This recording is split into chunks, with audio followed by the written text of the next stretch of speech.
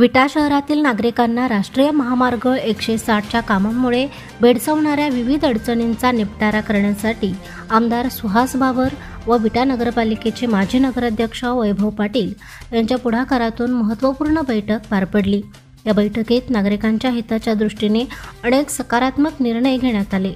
राष्ट्रीय महामार्ग प्राधिकरणाच्या पुणे विभागीय अधिकारी श्रीमती नाईक, प्रांताधिकारी, उपविभागीय पोलीस अधिकारी तसेच नगर परिषद मुख्याधिकारी यांच्या उपस्थितीत झालेल्या या चर्चेत राहते घरे व मालमत्तेचे नुकसान टाळणे, रुंदीकरणाच्या वेळी तांत्रिक पर्याय शोधणे तसेच कामाचा दर्जा कायम राखणे या मुद्द्यांवर सखोल चर्चा झाली।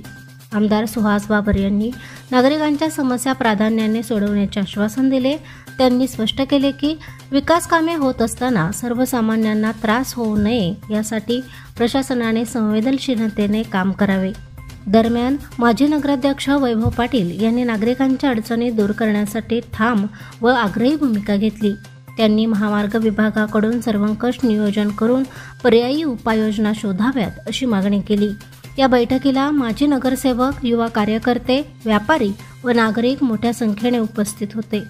चर्चेचा शेवट नागरिक हिताच्या दृष्टीने सकारात्मक वातावरणात झाला असून पुढील काळात विटा शहरातील महामार्गाशी संबंधित कामांमध्ये सुयोग्य तोडगा निघेल अशी अपेक्षा व्यक्त करण्यात आली।